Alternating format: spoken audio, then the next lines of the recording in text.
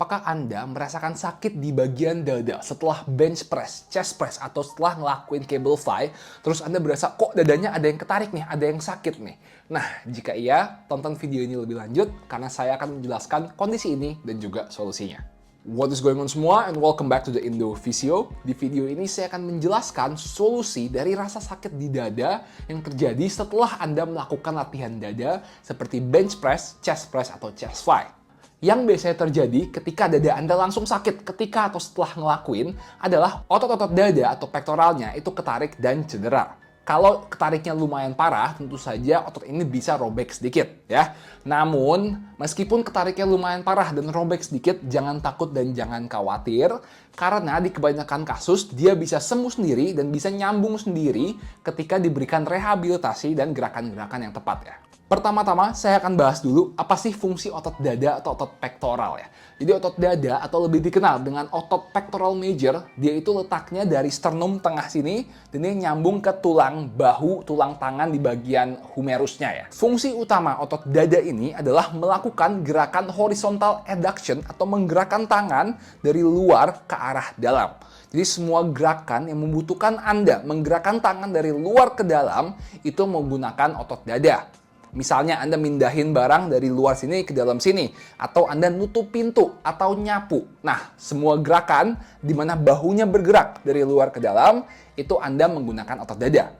Maka dari itu, ketika otot dadanya cedera, ketarik, atau robek sedikit, semua gerakan-gerakan yang saya sebut tadi bakal sakit. Berikut adalah tes simpel yang bisa Anda lakukan untuk mengecek apakah rasa sakit di dada Anda itu disebabkan oleh otot dada yang ketarik atau cedera ya. Tes pertama, kita ingin menaikkan tangan setinggi dada seperti ini dengan telapak tangan menghadap ke Anda, kemudian taruh di depan tiang, tembok, atau apapun yang berat, dan dorong benda tersebut ke arah dalam ya.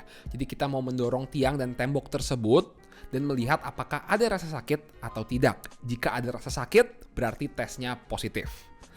Tes kedua, kita ingin sama menaruh tangan di tiang atau tembok juga dengan posisi 90 derajat seperti ini. Kemudian tangannya diam dan kita ingin memutarkan badannya ke arah yang berlawanan. Kita ingin meng-stretching si dadanya dan dilihat apakah sakit atau tidak. Jika kedua gerakan tadi sakit, berarti benar nih otot dada Anda yang ketarik atau cedera. Jika iya, bagaimana solusi dan rehabilitasinya? Gampang. Pertama-tama tentunya kita harus memodifikasi semua gerakan di mana bahunya bergerak dari luar ke dalam. Jadi semua gerakan yang mengaktifkan otot dada, di mana Anda harus gerakin tangan dari luar ke dalam, harus dihindari atau dimodifikasi dulu. Selain itu, semua gerakan yang menarik bahunya keluar itu juga harus dihindari. Kenapa? Karena ketika bahunya tertarik keluar, otot dadanya menjadi ke-stretching. Nah, di kasus ini kita nggak boleh meng-stretching otot dadanya. Karena di stretching, ototnya bakal makin ketarik. Yang robek bakal makin robek. Jadinya di stretching bukannya malah enakan, malahan bikin sakit di kasus ini. Jadi ingat, jika Anda terkena kondisi ini, jangan di stretching dan hindari semua gerakan yang membuka bahunya ke arah luar ya. Jadi kuncinya kita nggak boleh gerakin tangan kekencengan ke dalam, tapi jangan juga ditarik keluar kejauhan. Jadi kita bergerak boleh, tapi dari sini sampai segini dan jangan kenceng-kenceng ya. Nah, jadi untuk penyembuhannya, kita juga jangan cuma diistirahatin. Kalau cuma diistirahatin, kekuatannya bakal hilang dan sembuhnya bakal lebih lama. Kita harus berusaha mengaktifasi dan melatih otot dadanya, namun dari yang paling simple, yang paling gampang dulu sampai yang paling sulit. Nah, berikut saya akan mencontohkan gerakan-gerakan rehabilitasi otot dada yang ketarik atau yang robek sedikit dari yang paling mudah sampai yang paling advance. Ketika ngelakuin gerakan-gerakan ini, pastikan jangan sampai ada berasa sakit. Kalau berasa sakit, berarti Anda menggerakkannya terlalu jauh keluar atau terlalu kencang ke dalam ya. Berikut adalah latihan-latihannya. Gerakan pertama adalah chest press dengan menggunakan mesin seperti ini, tapi Anda harus ingat beban dan jarak ngelakuin chest pressnya harus diatur. Bebannya jangan keberatan dan jarak chest pressnya jangan jauh-jauh ke bawah. Mungkin bisa pakai beban yang medium dan jarak chest pressnya setengah aja seperti di video ini. Ingat senyamannya jangan sampai sakit. Dilakukan 8-15 repetisi 2-3 set ya.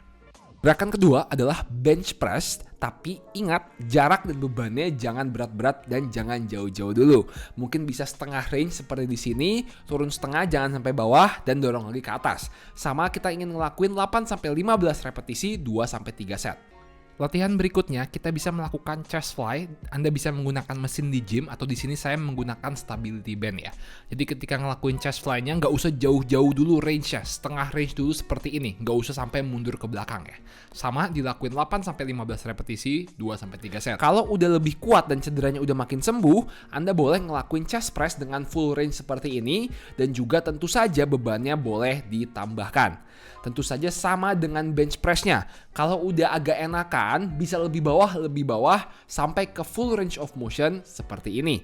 Selain menambah range of motion, ketika udah lebih sembuh, Anda juga bisa menambah bebannya. Jadi mungkin kalau nambah beban, jangan di fullin dulu ke bawah. Tambah beban tapi range-nya setengah dulu. Begitu udah lebih lancar lagi, baru boleh tambah beban plus tambah range-nya full ke bawah ya. Jadi pelan-pelan ketika menambahkan beban dan pelan-pelan ketika meningkatkan range of motion atau kapasitas dari pergerakannya. Untuk gerakan chest fly-nya, jika sudah lebih sembuh, Anda bisa bergerak lebih jauh ke belakang ke depan dan juga bisa ditambah bebannya. Untuk pembelian stability band bisa klik link di deskripsi atau cek langsung di Tokopedia.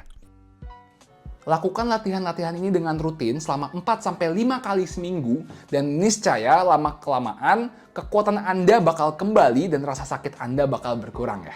Tentunya seperti saya bilang tadi, ketika ngelakuin semua gerakan-gerakan ini, perhatikan rasa sakit Anda. Kalau sakit, jangan dipaksa. Kalau sakit Anda paksa latihan, yang nggak sembuh-sembuh. Semua gerakan harus dimodifikasi dan pastikan tidak sakit ketika melakukan gerakannya. Okay, thank you guys for watching. Don't forget to like, comment, subscribe, and I'll see you all in the next video. Peace.